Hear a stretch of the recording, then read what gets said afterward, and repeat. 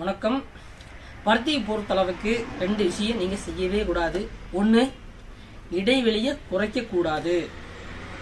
3க்கு 2.5 இடைவெளியை குறைக்கக்கூடாது. ரெண்டாவது விஷயம், 2 விதை வைக்கக்கூடாது, 1 விதை தான் வைக்கணும். ஒரு ஏக்கருக்கு பருத்தி 2 பாக்கெட் தான். அதே போல் களைக்கொல்லியை பொறுத்தளவுக்கு நடவு பண்ணின உடனே 2 நாளுக்குள்ள களைக்கொல்லியை அடிச்சுக்கணும். அப்படி அடிச்சிட்டிங்கன்னா 30 நாள் வரைக்கும் களை உங்களுக்கு நல்லா கண்ட்ரோல் ஆகும். கோரை அறுக்க தவிர மிச்சம் இருக்கிற அனைத்து களைகளையும் நல்லா கண்ட்ரோல் ஆகும். 30 நாளுக்கு அப்புறமா பார்த்தீங்கன்னா முளைக்கும் போது பார்த்தீங்கன்னா அதை லைட்டாக களை வெட்டி மேற்கொண்டு மறுபடியும் தண்ணியில் கரைச்சி விட்டுக்கிட்டோம் அப்படின்னா உங்களுக்கு ஒரு 100 நாள் வரைக்கும் நல்லா கண்ட்ரோல் ஆகும். 100 நாளுக்கு அப்புறம் வரக்கூடிய களைகளை ரவுண்டப் வச்சு பேட்டரி ஸ்ப்ரேயர் வச்சு புணர் வச்சு பறிச்சு செடிக்கு படாமல் சொட்டை இல்லாமல் நம்ம அடிச்சுக்கலாம். அப்போ நல்லா கண்ட்ரோல் கிடைக்கும். அதே போல் பார்த்தீங்கன்னா இப்போ உங்களுக்கு ஒரு விதை வச்சு 2க்கு 3 வைக்கும்போது இடைவெளி ரொம்ப கம்மியாக இருக்கிற மாதிரி தெரியும், பார்த்தா பயிர் பரவல் இருக்கிற மாதிரி தெரியும். ஆனால் அப்படி இல்லை.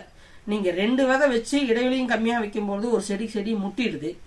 அப்போ காய் பிடிக்கிற தன்மை பார்த்தீங்கன்னா 2 விதையிலையும் சேர்த்து ஒரு 30 காய் இருந்து 40 காய் தான் பிடிக்கும்.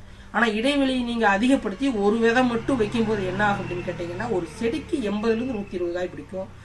காற்று உள்ளே போய் வர்றதுனால மருந்து அடிக்கிற வேலை ரொம்ப கம்மியாகும். இதே நல்லா நெருக்கமாக இருக்கும்போது பூச்சி உற்பத்தி அதிகமாக இருக்கும். மருந்து அடிச்சுக்கிட்டே இருப்போம், ஆனால் பூச்சி பெருசாக கண்ட்ரோலே ஆகாது. அப்படிங்கிற பட்சத்தில் நீங்கள் இடைவெளி அதிகப்படுத்தி விதை 1 வச்சுங்க. ஒரு வேளை விதை 1 வைக்கும்போது உங்களுக்கு புல போயிடுச்சு அப்படின்னா நீங்கள் பருத்தி நாற்று போட்டு தப்பு நாற்று கலவா 500 நாற்று வேணும் 100 நாற்று வேணும்னா நீங்கள் முன்னாடி சொல்லி வாங்கிக்கோங்க. இல்லை நீங்களே கூட நாற்று போட்டு வச்சுக்கோங்க. அதை எடுத்து நடவு பண்ணுங்க.